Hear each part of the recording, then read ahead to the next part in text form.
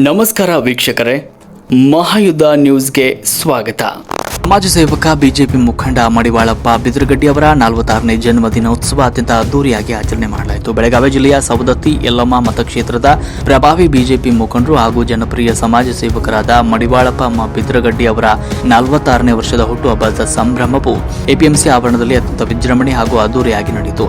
APMC ಆವರಣದಲ್ಲಿ ನಡೆದ ಈ ಸಂಭ್ರಮ ಕಾರ್ಯಕ್ರಮದಲ್ಲಿ ವಿವಿಧ ಮಠಗಳ ಪರಮಪೂಜ್ಯ ಮಠಾಧೀಶರು ದಿವ್ಯ ಸಾನ್ನಿಧ್ಯ ವಹಿಸಿ ಸ್ವಾಮೀಜಿಗಳು ಆಗಮಿಸಿ ಶ್ರೀ ಮಡಿವಾಳಪ್ಪ ಬಿದರಗಡ್ಡಿ ಅವರಿಗೆ ಸನ್ಮಾನಿಸಿ ಆಶೀರ್ವದಿಸಿ ಶುಭವನ್ನು ಹಾರೈಸಿದರು. ಕ್ಷೇತ್ರ ಮಟ್ಟದ ಬಿಜೆಪಿ ನಾಯಕರು, ಸ್ಥಳೀಯ ಜನಪ್ರತಿನಿಧಿಗಳು, ವಿವಿಧ ರಂಗದ ಗಣ್ಯರು ಹಾಗೂ ಸಾವಿರಾರು ಅಭಿಮಾನಿಗಳು ಕಾರ್ಯಕ್ರಮದಲ್ಲಿ ಭಾಗವಹಿಸಿದರು. ಧಾರ್ಮಿಕ ಹಾಗೂ ಸಾಂಸ್ಕೃತಿಕ ಕಳೆ ಇನ್ನು ಪೂಜಾ ಮಠಾಧೀಶರ ಸಾನ್ನಿಧ್ಯ ಮತ್ತು ಆಶೀರ್ವಚನ ಕಾರ್ಯಕ್ರಮಕ್ಕೆ ವಿಶೇಷ ಧಾರ್ಮಿಕ ಮತ್ತು ದಿವ್ಯ ಮೆರುಗಣ ತಂತು.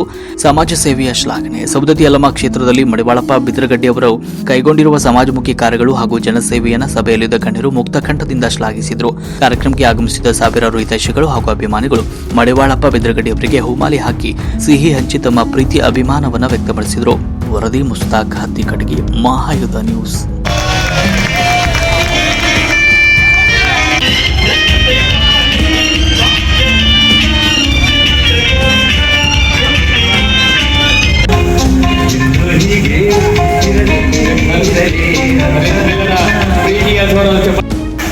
ವೇದಿಕೆ ಮೇಲೆ ದಿವ್ಯ ಸಾನ್ನಿಧ್ಯ ವಹಿಸಿಕೊಂಡಂತ ಎಲ್ಲ ಪರಮ ಪೂಜ್ಯರ ಚರಣಗಳಿಗೆ ನತಮಸ್ತಕನಾಗಿ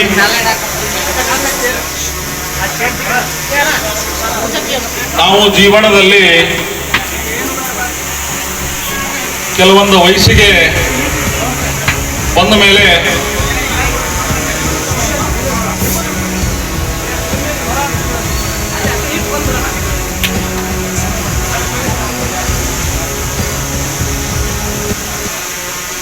ಜೀವನದಲ್ಲಿ ಒಬ್ಬ ವ್ಯಕ್ತಿ ಅವನ ವಯಸ್ಸಿನ ಕೆಲವು ವರ್ಷಗಳ ನಂತರ ತಂದೆ ತಾಯಿಯನ್ನ ಕಳ್ಕೊತಾನ.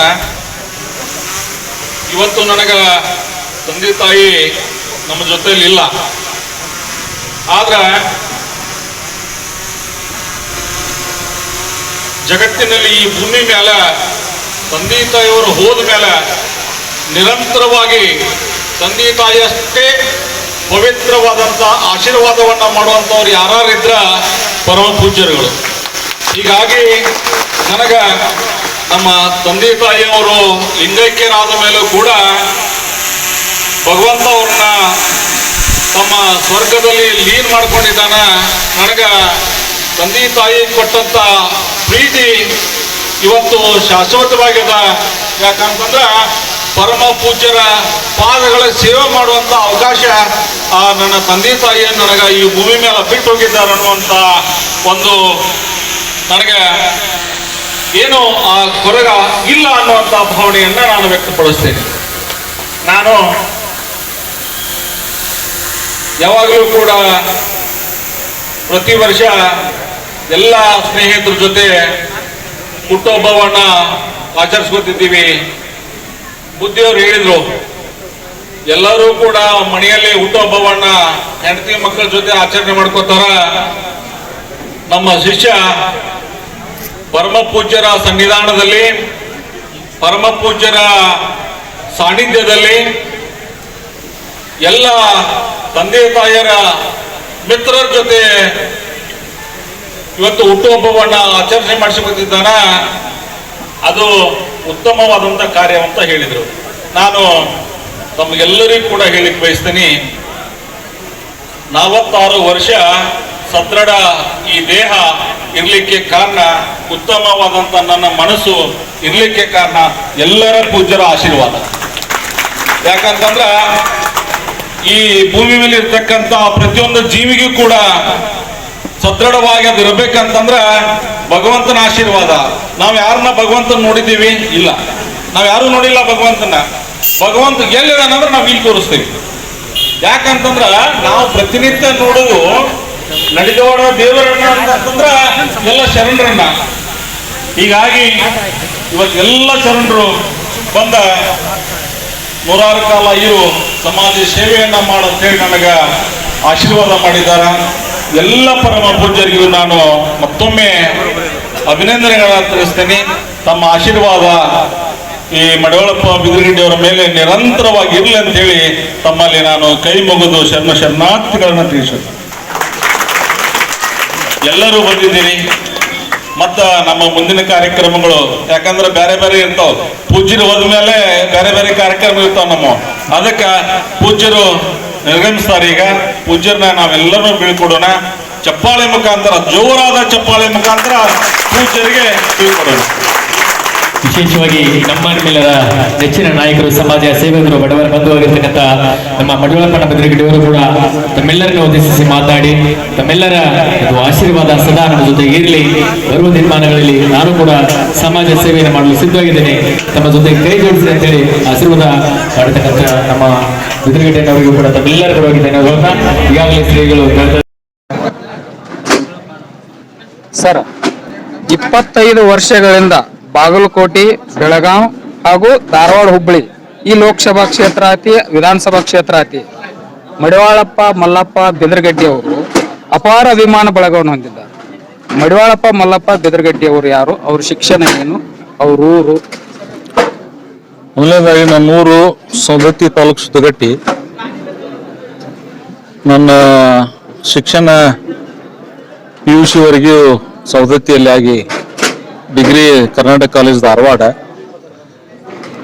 2003ರಲ್ಲಿ ಡಿಗ್ರಿ ಮುಗಿಸಿಕೊಂಡು ಬಂದ ಮೇಲೆ ಭಾರತೀಯ ಜನತಾ ಪಕ್ಷದಲ್ಲಿ ಸಕ್ರಿಯ ಕಾರ್ಯಕರ್ತನಾಗಿ ಅನೇಕ ಜವಾಬ್ದಾರಿಗಳನ್ನು ನಿರ್ವಹಿಸಿ ಇವತ್ತು ಭಾರತೀಯ ಜನತಾ ಪಕ್ಷದ ಸಂಘಟನೆ ಜೊತೆಗೆ ಜನಸೇವೆ ಮಾಡಬೇಕಂತ ಆಶೆಯಿಂದ ಇವತ್ತು ಸಮಾಜ ಸೇವೆಯನ್ನ ಮಾಡಲಿಕ್ಕೆ ಬಂದಿದ್ದೇನೆ.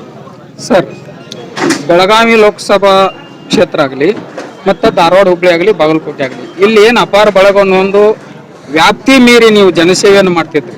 ಯಾವ ಜಾತಿ ಮತ ಯಾವ ಪಕ್ಷಾತೀತವಾಗಿ ಯಾವುದೇ ಒಂದು ಕಪ್ಪು ಚುಕ್ಕೆ ಇಲ್ಲದೆ, ಒಂದು ಪ್ರಚೋದನಾತ್ಮಕ ಹೇಳಿಕೆ ಕೊಡಲ್ದನೇ ಎಲ್ಲ ಒಂದು ವರ್ಗದ ಜನರನ್ನ ಮನಸ್ಸನ್ನು ಗೆದ್ದು ಈ ರೀತಿಯಂತ ಸೇವೆ ಮಾಡುವಂತ ಒಬ್ಬ ಜನನಾಯಕನು ಈ ವಿಶೇಷವಾಗಿ ಈ ನಮ್ಮ ಬೆಳಗಾವಿ ಜಿಲ್ಲೆಗೆ, ಅದು ಸೌದತ್ತಿ ತಾಲೂಕಿಗೆ 10 ವರ್ಷಗಳಿಂದ, ಬೆಳಗಾವಿ ಜಿಲ್ಲೆ ಆಗಲಿ ಸೌದತ್ತಿ ತಾಲೂಕು ಆಗಲಿ 10 ವರ್ಷಗಳಿಂದ ಎಲ್ಲ ವರ್ಗದ ಎಲ್ಲ ಬಡ ಜನರ ಎಲ್ಲ ಪಕ್ಷಾತೀತವಾಗಿ ಸೇವೆಯನ್ನು ಮಾಡ್ಕೊಂತ ಬಂದಿದ್ದೀರಿ. ಬರುವಂತ ಎಲ್ಲ ಈಗ ನಿಮ್ಮ ಸೇವೆಯನ್ನು ಪಡೆದುಕೊಂಡಂತ ಜನರು ಏನಿದಾರ ಸರ್, ನಿಮ್ಮನ್ನು ಒಂದು ಸ್ಥಾನದೊಳಗೆ, ಒಂದು ರಾಜಕೀಯವಾಗಿ ಒಂದು ಸ್ಥಾನದೊಳಗೆ ನೋಡ್ಬೇಕಂತ ಅಪೇಕ್ಷೆ ಪಡತ್ತಾರ ಸರ್? ಇಲ್ಲ, ನಾನು ಏನಂತಂದ್ರೆ ನನ್ನ ಉದ್ಯೋಗದ ಜೊತೆಗೆ ಜನಸೇವೆ ಏನ್ ಮಾಡ್ಬೇಕಂತ ನಾನು ಅಪೇಕ್ಷೆ ಪಟ್ಟಿದ್ದೀನಿ. ಜನಸೇವೆ ಮಾಡೋದು ಅಷ್ಟೇ ನನ್ನ ಕೆಲಸ. ನನ್ನನ್ನ ರಾಜಕೀಯವಾಗಿ ಬೆಳೆಸೋದು ಬಿಡೋದು ಜನರಿಗೆ ಬಿಟ್ಟಿದ್ದ. ನಂದು ಕೆಲಸ ಏನಂತಂದ್ರೆ ನಾ ಜನಸೇವೆ ಮಾಡತ್ತೇನೆ ಅಷ್ಟೇ. ನನ್ನ ಸೇವೆ ಗುರುತಿಸಿ ಅವ್ರು ಇವತ್ತ ಇಲ್ಲಪ್ಪ ನೀನು ನಮಗೆ ಹೆಚ್ಚಿನ ಸೇವೆ ಮಾಡಕ್ ನಿಂಗೊಂದು ಅಧಿಕಾರ ಬೇಕು, ನೀ ಇಂಥವ್ನು ಮಾಡು ಅಂತಂದ್ರೆ ನಾನು ಯಾವಾಗ್ಲೂ ತಯಾರಿದ್ದೀನಿ. ಇಲ್ಲ ನೀನು ಯಾವ್ದು ಬೇಡಪ್ಪ, ನೀನು ಹಿಂಗ ನಮ್ಮ ಜೊತೆ ಇರು, ಜನಸೇವೆ ಮಾಡು ಅಂತಂದ್ರೆ ನಾನು ಅದಕ್ಕೂ ತಯಾರಿದ್ದೀನಿ. ಸರಿ, ನನಗ ಜನರು ಏನ್ ಹೇಳ್ತಾರ ಅದು ಮುಖ್ಯ ಹೊರತು ಏನ ನನ್ನ ತೀರ್ಮಾನ ಇದ್ರಲ್ಲಿ ಯಾವುದೂ ಇಲ್ಲ. ಓಕೆ ಸರ್, ಇನ್ನೊಂದು ಏನಂದ್ರೆ ಸರ್, ಈಗಾಗಲೇ ನೀವು ಅಂಗಡಿಯವರ ಕುಟುಂಬಕ್ಕಾಗಲಿ, ಲೋಕಸಭಾ ಚುನಾವಣೆಗೆ ಆಗಲಿ, ಮತ್ತು ನಮ್ಮ ಜಗದೀಶ್ ಶೆಟ್ಟರ್ ಮಾಜಿ ಮುಖ್ಯಮಂತ್ರಿಗಳು ಅವರ ಒಂದು ಅಸೆಂಬ್ಲಿ ಚುನಾವಣೆ ಆಗಲಿ ಮತ್ತು ಲೋಕಸಭಾ ಚುನಾವಣೆ ಆಗಲಿ ಬಹಳ ಒಂದು ಹೆಚ್ಚಿನ ಪಾತ್ರವನ್ನು ವಹಿಸಿ ನಿಮ್ಮ ಅಭಿಮಾನಿಗಳನ್ನು, ಎಲ್ಲ ವರ್ಗದ ಅಭಿಮಾನಿಗಳನ್ನು ಕರೆದುಕೊಂಡು ಇವತ್ತ ಯಶಸ್ವಿ ಆಗಲಿಕ್ಕೆ, ಒಂದು ಬಿಜೆಪಿ ಒಂದು ಯಶಸ್ವಿ ಆಗಲಿಕ್ಕೆ, ಇವತ್ತು ಸೌದತ್ತಿ ಭಾಗದಲ್ಲಿ, ಬೆಳಗಾಂ ಜಿಲ್ಲೆ ಆಗಲಿ ಅಥವಾ ಧಾರವಾಡ, ಹುಬ್ಬಳ್ಳಿ ಭಾಗದಲ್ಲಿ ಒಂದು ಯಶಸ್ವಿ ಆಗಲಿಕ್ಕೆ ತಮ್ಮ ಮುಖ್ಯವಾದ ಪ್ರಮುಖವಾದ ಪಾತ್ರ ಐತಿ. ಇಂಥ ಒಂದು ಪ್ರಮುಖವಾದ ಪಾತ್ರವನ್ನು ಇಟ್ಟುಕೊಂಡು ಅವ್ರ ಹಿಂದೆ ಅವರ ತಂದೆಯವರು ಯಾರು ರಾಜಕೀಯದಲ್ಲಿ ಇರಲಿಲ್ಲ, ಮಡಿವಾಳಪ್ಪ ಬಿದರಗಡ್ಡಿ ಅವ್ರದ್ದು, ಅವರ ಅಜ್ಜನವರು ಯಾರು ರಾಜಕೀಯ ಇರಲಿಲ್ಲ. ಅಂತ ಒಂದು ಇಷ್ಟು ಒಂದು ಸಣ್ಣ ಒಂದು ಕುಟುಂಬದಿಂದ ಬಂದು ಇಂಥ ಒಂದು ಜನಸೇವೆಯನ್ನು ಮಾಡ್ತಾ ಇರುವಂತ ಮಡಿವಾಳಪ್ಪ ಬಿದರಗಡ್ಡಿ ಅವರಿಗೆ ಕ್ಷೇತ್ರದ ಜನ ಏನಂತಾರು, ಅವ್ರನ್ನ ನಾವು MLA ಆಗಿ ನೋಡ್ಬೇಕಾಗೈತೆ, ಆದ್ರೆ ದಯವಿಟ್ಟು ಅವ್ರಿಗೆ ಪಕ್ಷದಿಂದ ಟಿಕೆಟ್ ಕೊಟ್ರೆ ಒಳ್ಳೇದಾಗ್ತೈತಿ, ಬಿಜೆಪಿ ಪಕ್ಷದಿಂದ ಟಿಕೆಟ್ ಕೊಟ್ರೆ ಒಳ್ಳೇದಾಗ್ತೈತಿ ಅಂತ ಯಾಕಾರ ನಾವು ಎಷ್ಟೋ ಸಲ ಮಾತಾಡೋದನ್ನ ಕೇಳಿದೀವಿ. ಅದಕ್ಕೆ ನೀವು ಇವತ್ತು ಜಗದೀಶ್ ಶೆಟ್ಟರ್ ಅವರ ಕುಟುಂಬಕ್ಕಾಗಲಿ, ಇವತ್ತು ಅಂಗಡಿಯವರ ಕುಟುಂಬಕ್ಕಾಗಲಿ, ಅನೇಕ ನಮ್ಮ ಈ ಬಿಜೆಪಿ ಒಟ್ಟ ಎಲ್ಲ ವಿಧಾನಸಭೆ ಆಗಲಿ ಅಥವಾ ನಮ್ಮ ಲೋಕಸಭೆ ಆಗಲಿ ಇಲೆಕ್ಷನ್ದಲ್ಲಿ ಏನು ನಿಮ್ಮ ಪಾತ್ರವನ್ನು ವಹಿಸಿದಿರ, ಆ ನಾಯಕರೆಲ್ಲ ಕೇಂದ್ರ ಮಟ್ಟದ ತನಕ ಆಗಲಿ, ರಾಜ್ಯ ಬಿಜೆಪಿ ಮಟ್ಟಕ್ಕಾಗಲಿ ಏನು ನಿಮ್ಮ ಸೇವೆಯನ್ನು ಪರಿಗಣಿಸಿ ನಿಮಗೆ ಟಿಕೆಟ್ ಕೊಡಲಿಕ್ಕೆ ಪ್ರಯತ್ನಿಸಬಹುದಾ, ಹೇಗೆ? ಮೊದಲನೇದಾಗಿ ದಿವಂಗತ ಸುರೇಶ್ ಅಂಗಡಿ ಅವರು ಬಹಳ ದೊಡ್ಡ ಜನನಾಯಕರು. ಹೌದು ಸರ್. ದುರ್ದೈಲಿಂದ ಅವ್ರು ನಾವು ಕಳ್ಕೊಂಡಿದ್ದೀವಿ. ಹ್ಞೂ ಸರ್. ನಮ್ಮ ಜಿಲ್ಲೆಗೆ ಒಂದು ಅಪಾರವಾದಂತ ನಷ್ಟ ಆಗಿದೆ. ಅನಿವಾರ್ಯ ಕಾರಣದಿಂದ ಜಗದೀಶ್ ಶೆಟ್ಟರ್ ಸಾಹೇಬ್ರು ಇಲ್ಲಿ ಬಂದ್ರು. ನಾವು ಯಾವಾಗಲೂ ಕೂಡ ಜಗದೀಶ್ ಶೆಟ್ಟರ್ ವಿಶೇಷವಾದಂತ ನಾನು ಅಭಿಮಾನಿ. ರಾಜಕೀಯ ಹೊರತುಪಡಿಸಿ ಕೂಡ ನಾನು ಅವ್ರ ಅಭಿಮಾನಿ. ರಾಜಕೀಯದಲ್ಲಿ ನನಗೆ ಅವರೇ ಗುರು. ಹೆಂಗ ಜಗದೀಶ್ ಶೆಟ್ಟರ್ ಸಾಹೇಬರು ಮುಖ್ಯಮಂತ್ರಿ ಆದ್ರು, ರಾಜ್ಯ ಬಿಜೆಪಿ ಅಧ್ಯಕ್ಷರಾದ್ರು, ವಿರೋಧ ಪಕ್ಷ ನಾಯಕರಾದ್ರು, ಲೋಕಸಭಾ ಸದಸ್ಯರಾದರೂ ಕೂಡ ಹೆಂಗ ಅವರು ಸರಳ ಸಜ್ಜನಿಕೆಗೆ ಹೆಸರಾಗಿದ್ದಾರೆ, ಯಾವಾಗಲೂ ಕೂಡ ಅವರ ಹೆಸರಿಗೆ ಕಪ್ಪು ಚುಕ್ಕಿ ತರಬಾರದು ಅನ್ನೋದೊಂದು ನಮ್ಮ ಎಲ್ಲ ಜನರಿಂದ ಅಪೇಕ್ಷೆ. ಹಿಂಗಾಗಿ ನಾನು ಯಾವಾಗಲೂ ಕೂಡ ಜಗದೀಶ್ ಶೆಟ್ಟರ ಅಭಿಮಾನಿ. ಅವರೇ ನನ್ನ ರಾಜಕೀಯ ಗುರು. ಅವರು ಜಗದೀಶ್ ಶೆಟ್ಟರ್ ಸಾಹೇಬರು ಮತ್ತು ನಮ್ಮ ನಾಡಿನ ಸಮಸ್ತ ಜನ, ವಿಶೇಷವಾಗಿ ನನ್ನ ಸವದತ್ತಿ ಯಲ್ಲಮ್ಮನ ಮತಕ್ಷೇತ್ರದ ಜನ ಏನು ತೀರ್ಮಾನ ತಗೋತಾರ ಆ ತೀರ್ಮಾನಕ್ಕೆ ನಾನು ಬಂದಿದ್ದೀನಿ. ನಂದು ಏನು ಡಿಸಿಷನ್ಗಳನ್ನ ನಾನು ಯಾವಾಗಲೂ ರಾಜಕೀಯವಾಗಿ ತಗೊಂಡಿಲ್ಲ, ಮುಂದೂ ಕೂಡ ತಗೊಳ್ಳೋದಿಲ್ಲ. ಸರ್, ನೀವು ಇಲ್ಲಿವರೆಗೆ 25 ವರ್ಷಗಳ ಕಾಲ ಇವತ್ತು ಬೇರೆ ಬೇರೆ ಕ್ಷೇತ್ರ ಜಿಲ್ಲೆಗಳಾಗಲಿ ಅಥವಾ ನಮ್ಮ ಬೆಳಗಾಂ ಜಿಲ್ಲೆ 16 ವರ್ಷಗಳಿಂದ ಇದು ಸವದತ್ತಿ ತಾಲೂಕದಾಗಲಿ ಯಾವುದೇ ಅಪೇಕ್ಷೆ ಇಲ್ಲದೆ ಸೇವೆ ಮಾಡಿದ್ರೆ ನಾವು ನೋಡ್ತಾ ಬಂದಿದ್ದೀವಿ ಸರ್. ಇವತ್ತು ಸಾರ್ವಜನಿಕರು ನೋಡ್ತಾ ಬಂದಿದ್ದೀರಿ, ಎಲ್ಲ ನೋಡ್ತಾ ಬಂದಿದ್ದೀವಿ ಸರ್. ಆದರೂ ನೀವು ಯಾವುದೋ ಅಪೇಕ್ಷೆ ಪಟ್ಟಿಲ್ಲ ಅಂತಂದ್ರು ನಿಮ್ಮ ಮುಖಂಡರು ಏನೇ ನಿಮ್ಮ ನಾಯಕರದಾರಲ್ಲ, ಯಾಕೆ ಅವರು ಒಂದು ಡಿಲ್ಲಿ ಮಟ್ಟದಲ್ಲಿ, ಹೈಕಮಾಂಡ್ ಮಟ್ಟದಲ್ಲಿ ಆಗಲಿ, ಇವತ್ತು ರಾಜ್ಯ ಮಟ್ಟದಲ್ಲಿ ಆಗಲಿ ನಿಮ್ಮನ್ನು ಗುರುತಿಸಿ ನಿಮಗೊಂದು ಸ್ಥಾನಮಾನ, ರಾಜಕೀಯವಾಗಿ ಜನರ ಒಂದು ಅಪೇಕ್ಷೆ ಮೇರೆಗೆ ನಿಮಗೂ ಒಂದು ರಾಜಕೀಯ ಸ್ಥಾನಮಾನ ಕೊಡಲಿಕ್ಕೆ ಅವರು ಪ್ರಯತ್ನ ಮಾಡಬಹುದಾ ಏನಿಲ್ಲ ಸರ್? ಇಲ್ಲ, ನಾನು ಇವತ್ತಿನವರೆಗೆ ಅವ್ರು ನೀವು ಕೇಳಿಲ್ಲ ಸರ್, ಆದ್ರೂ ಅವರಾಗೆ ಮಾಡಬಹುದಾ ಇಲ್ಲ ಸರ್? ಅಲ್ಲ, ಇವತ್ತಿನವರೆಗೆ ಅವ್ರು ಮುಖ್ಯಮಂತ್ರಿ ಆದ್ರೂ ನಾನು ಯಾವ ಹುದ್ದೆನೂ ಕೇಳಿಲ್ಲ, ಏನೂ ಕೇಳಿಲ್ಲ, ನಾನು ಈ ಮುಂದೂ ಕೂಡ ಕೇಳೋದಿಲ್ಲ. ಆದ್ರ ನಮ್ಮ ಎಲ್ಲ ಜನರು, ನಮ್ಮ ಕಾರ್ಯಕರ್ತರು, ನಮ್ಮೆಲ್ಲ ಸಹೋದರರು ಕೂಡಿ ಜಗದೀಶ್ ಶೆಟ್ಟರ್ ಸಾಹೇಬರಿಗೆ ಮಾತಾಡಿ, ಜಗದೀಶ್ ಶೆಟ್ಟರ್ ಸಾಹೇಬ್ರು ಏನಾರ ಒಪ್ಪಿಗೆ ಕೊಟ್ರೆ, ನಮ್ಮ ಕ್ಷೇತ್ರದ ಜನ ಎಲ್ಲ ಒಪ್ಪಿಗೆ ಕೊಟ್ರೆ ನಾನು ಯಾವ ತೀರ್ಮಾನಕ್ಕೂ ಕೂಡ ಬದ್ಧವಾಗಿದ್ದೀನಿ. ಆದ್ರೆ ನಾನಾಗೆ ಹೋಗಿ ನನಗಿಂತ ಹುದ್ದೆ ಕೊಡ್ರಿ ಅಂತೇಳಿ ಇವತ್ತಿನ ಮಟ್ಟ ನಾನು ಕೇಳಿಲ್ಲ. 2006ರಲ್ಲಿ ನನ್ನ ಭಾರತೀಯ ಜನತಾ ಪಕ್ಷದ ಏನು ಕಾರ್ಯಕರ್ತನಾಗಿ ನಾನು ಜಿಲ್ಲಾ ಕಾರ್ಯದರ್ಶಿಯಾಗಿ, ಯುವ ಮೋರ್ಚಾ ಜಿಲ್ಲಾ ಕಾರ್ಯದರ್ಶಿಯಾಗಿ ನನ್ನ ರಾಜಕೀಯ ಜೀವನ ಪ್ರಾರಂಭ ಮಾಡಿದ್ದೀನಿ.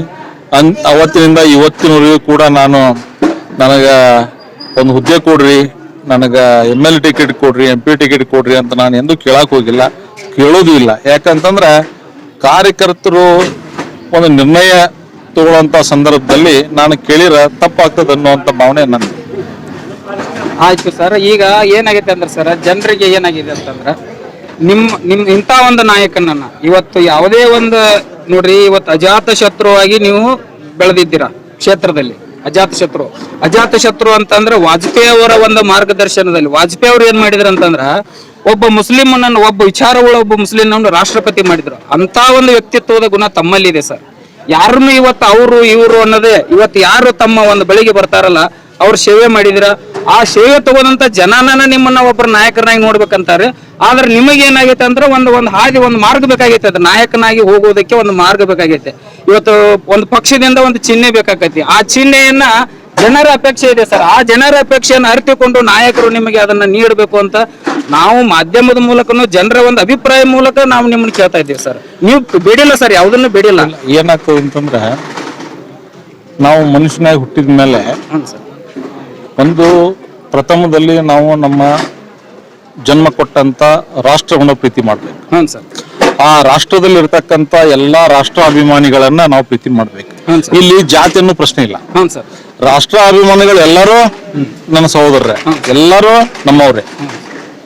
ನಾವು ರಾಷ್ಟ್ರದ ಧ್ಯೇಯಗಳನ್ನ, ರಾಷ್ಟ್ರದ ಚಿಂತನೆಗಳನ್ನ, ಭಾರತೀಯ ಜನತಾ ಪಕ್ಷದ ಏನು ಧ್ಯೇಯಗಳದಾವ ಅದ್ರ ಮೇಲೆ ನಡೆಯೋರು ಹೊರತು ನಾವು ಅವರು ಆ ಜಾತಿಯವರು, ಇವ್ರು ಈ ಜಾತಿಯವರು ಅನ್ನೋಂಥ ಭಾವನೆ ನಮ್ಮ ಕಡೆ ಯಾವುದೂ ಇಲ್ಲ. ಯಾಕಂತಂದ್ರ ನಾನು ಇವತ್ತು 46 ವರ್ಷದ ನನ್ನ ಜೀವನದಲ್ಲಿ ಎಂದಿಗೂ ಕೂಡ ನಾನು ಜಾತಿ ತಗೊಂಡ ಯಾವಾಗಲೂ ಕೂಡ ನಾನು ಕರೆದಿಲ್ಲ. ಅಂತ ಬುದ್ಧಿ ನನಗೆ ಭಗವಂತ ಹಾಕೋದು ಬೇಡ, ಅದಕ್ಕೆ ನಮ್ಗೆ ಇಷ್ಟನೂ ಇಲ್ಲ.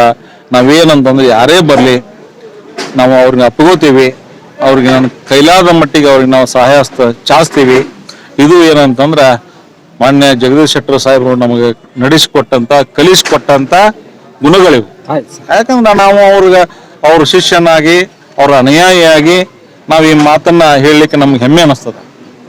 ಸರ್, ಇವತ್ತು ಈ ಏನು ನಿಮ್ಮ ಅಭಿಮಾನಿಗಳು ಯಾವತ್ತೂ ನೀವು ಎಷ್ಟು ಒಂದು ಆಡಂಬರದ ಹುಟ್ಟುಹಬ್ಬವನ್ನು ಆಚರಿಸಿಕೊಂಡಿಲ್ಲ. ಇವತ್ತು ನಿಮ್ಮ ಅಭಿಮಾನಿಗಳ ಒತ್ತಾಯದ ಮೇರೆಗೆ ಇದೊಂದು ಹುಟ್ಟುಹಬ್ಬವನ್ನು ಆಚರಿಸಿಕೊಂಡಿದ್ರಿ.